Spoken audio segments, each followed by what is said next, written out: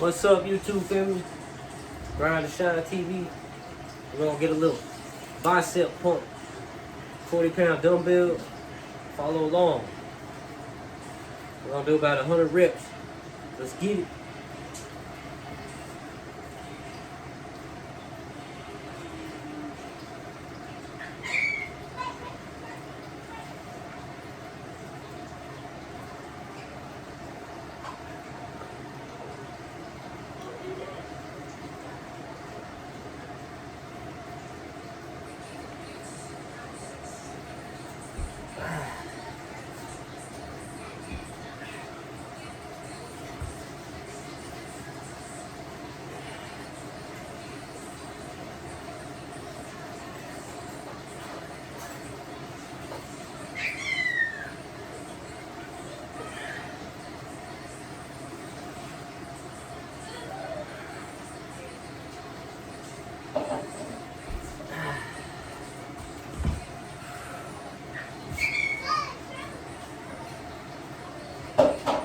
Ten reps each arm.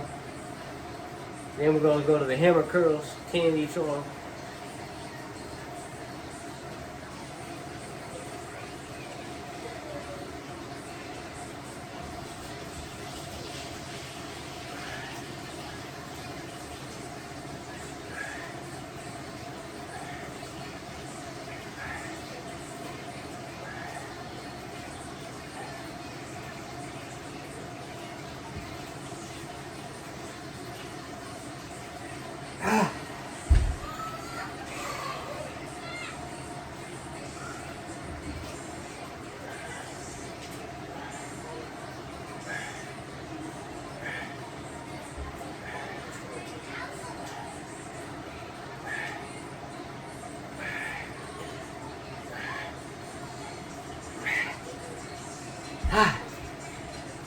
That's 2 sets.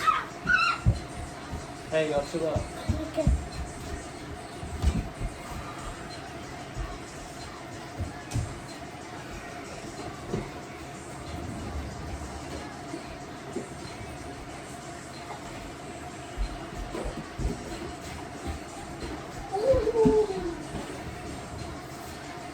Dion, hand it over.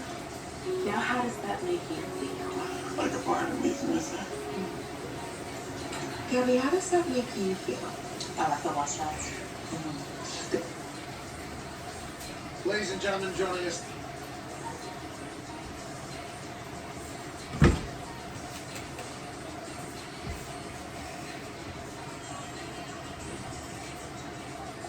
Now, is a guy who, if you were building a team from scratch, and you had to employ not only a cultivator of culture, but a man to play tight end for you, that's not only going to be able to make miraculous catches, but also just demote folks around. And he was a consummate All-Pro, one of the founders of Tight End University, a stallion out of Iowa. Ladies and gentlemen, fucking George. Wow, thank you, Pat. The stallion compliment's honestly my favorite thing to say. You are. Thank you. You know, we get to watch you play football every single weekend. You're a fucking stallion, dude. That catch that you made off your face in the Bible, Diggs wanted no parts of you running full speed, head forward, and I do not blame him for that. Whenever you're able to pull off stuff like this, and obviously you just assume that you're supposed to catch a raw on it and drop it to begin with, it's insane how big you are, how athletic you are. At what age did this happen? Did you grow late? Or is this like high school all the way through now? You've always been the biggest, most athletic guy. Oh no, I was usually the smallest, most frail. That was the majority of my life growing up. No, I grew 2 inches in college and put on 70 pounds, so that was kind of my coming to it. Okay, so you still have that I'm a small guy, chip on your shoulder mentality. Like, you know those, the point guards that grow, and all of a sudden it was like 5'10", 5'9", Feel the and burn. then 6'4", 6'5", you still have the handles. Like, you still have all the mobility of a smaller guy. It's unbelievable to watch you. You're changing the tight end position. Congrats to you. Oh, yeah. Now, let's talk about the team you're on. Let's talk about the team you're on with Shanahan. We did in the trenches. We did in the trenches yesterday and all season with AQ Shipley. And we see some of the play designs for the run game, and you're a massive part of it all. When Shanahan's letting that all out, Is it like you all just buy in immediately because it works, or is it the right people in there? Because it's a very run-dominant fucking game plan, and we're in a world where everybody wants to throw the rock all the time. Offensive linemen, tight end, wide receivers, like your Ayuk's down the field blocking. Like, is it the people? Is it the scheme? What do you think it is? I mean, obviously it's a combination of both, and then you got to throw your mentality in there too. Like, That's you 4 can have, sets. like, some of the most talented people in the world, but they don't have the mentality that on every single run play they're going to block their asses off, and a lot of those run plays don't work. I mean, you see like Debo took a shallow 74 yards from the house in Seattle. You had a block that field by me, and then you had a 6-second block by Ayuk on their guy that was a 4 on 40. Like, you don't really coach that. That's just a mentality that you develop. And so having guys like that that go along with the scheme that, you know, Coach Shanahan, Coach Fleury, Coach Furster, they put together for us, our run game plan every single week. It's dense and there's a lot going on to it, but you just got to trust the process. And, you know, the benefit of it, you know, we're in week 23. We've been running a lot of these plays for a while, and we've gotten pretty good at them. So if they want them to throw some new tricks, you know, new plays. I'm making a video. Chill out. Make it happen. Yeah, you guys ran this deuce counter trend back away from the Right here, you're in the middle of it. Watch out. Daddy, look what we made. Nice. Get out the TV on your panties. Move. Everyone's seeing in your panties. Move. Go. Whew. Hey, y'all be careful. Help her up, Money. You just helped her. What are you doing, Money?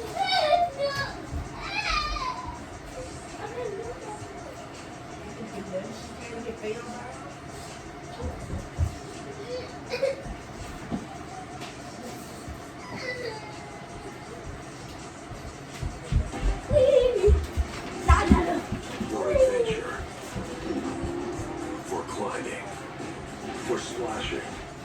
Ladies and gentlemen, join Stop us running now. in my house, Money. I'm not going to keep telling you the same stuff.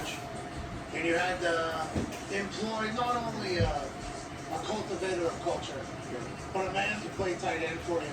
That's not only going to be able to make miraculous catches, but also just Debo folks around. A man who's a consummate All-Pro, one of the founders of tight end. Set number 5 right here. A stallion out of Iowa. Ladies and gentlemen, fucking George. Wow. Thank you, Pat. The stallion compliment's honestly my favorite thing you said about me. You are the Thank you. You know, we get to watch you play football every single weekend. You're a fucking stallion. That catch that you made off your face in the bobble, Diggs wanted no parts of you running full speed, head forward, and I do not blame him for that. Whenever you're able to pull off stuff like this, Whew.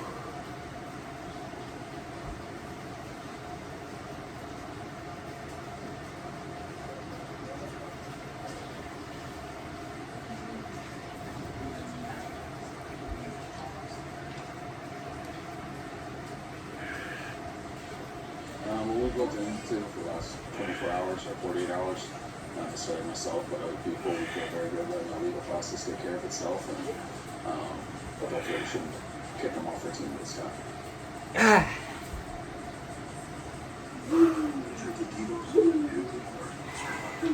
I mean, it's been there for a little bit, and I think it'll be all right, but it's just nothing all the way to that.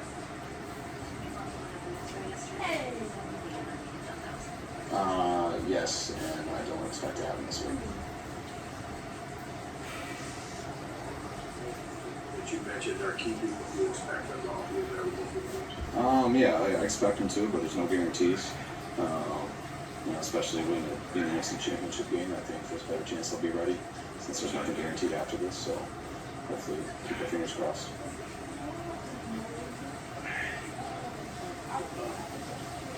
The calling and play design. How much is your method of teaching those things so that they're executed properly changed over the years, or has it changed much? Yeah, it changes based off of how people play.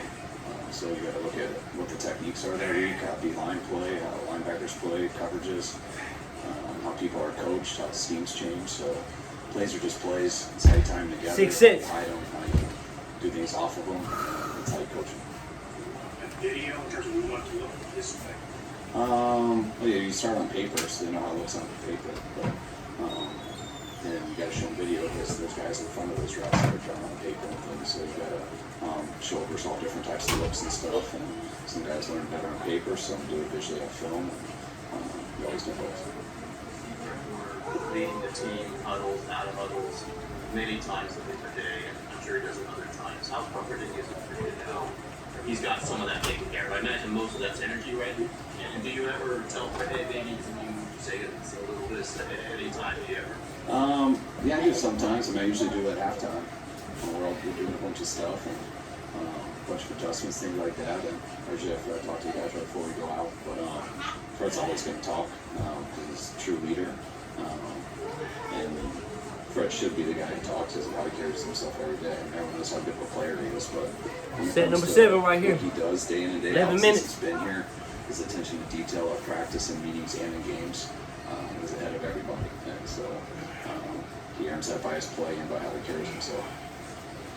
That about how a team is not one after like in the regular season. It seems to be different physicality. I mean, he was I don't know, stand toe to toe and have that. I mean, Dallas did that last week. I mean, the team's come ready to play. I just feel like we seem to do it every single week. But this is the playoffs, and that's very rare that you don't get a team that gives all they have at this time of year. So I feel we're used to doing that week in, week out, but this time of year, that's what That's 7 sets.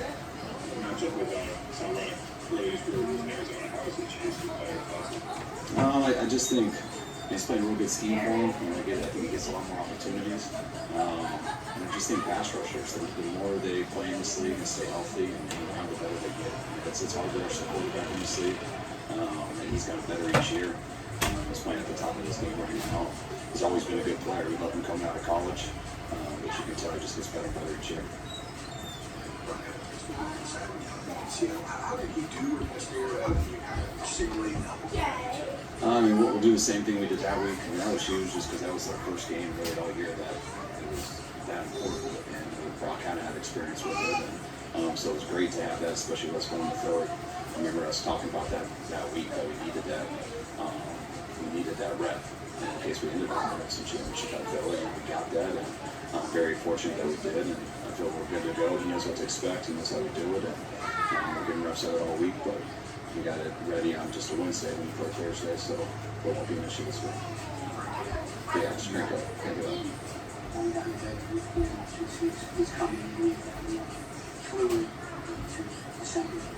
Yeah, I mean, I think he's been pretty fluid from the beginning, but I mean, it gets easier and easier each week.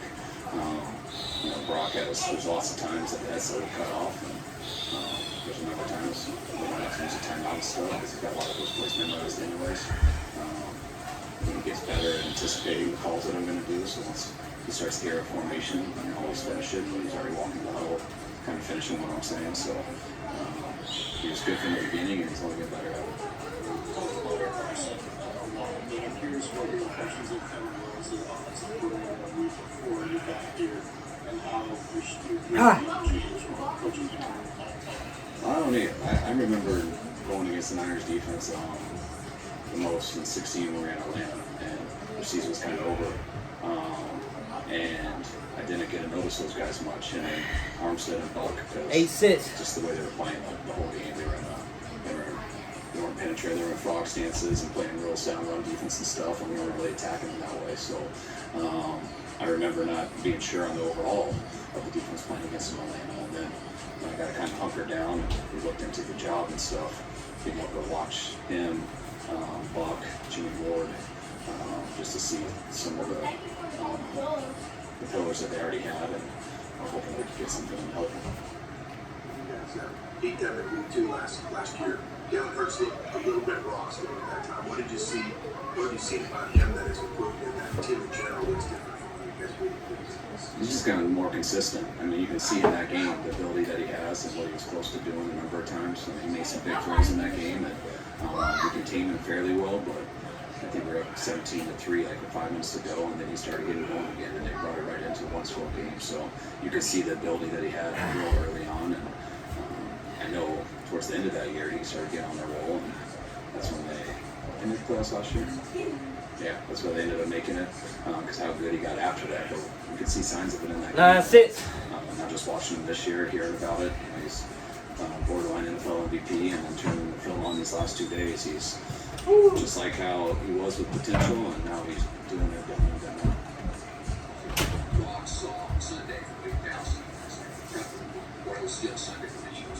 I mean, I think Dallas's defense was the first defense in a while for us that was really good in all the areas.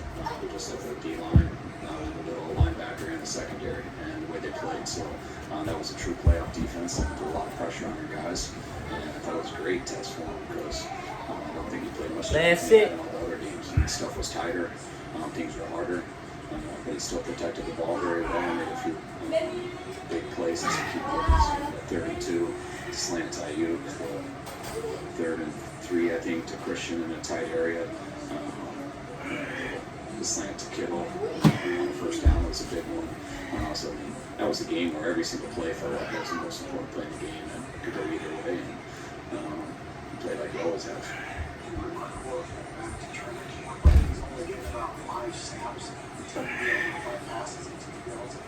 How do you maximize those opportunities to show yourself? It is, and that showed, I think, was pretty good in those times. Ride to Shine TV. 15-minute workouts. Pump them biceps up. Let's get it. Go subscribe to the channel. Hit that like button.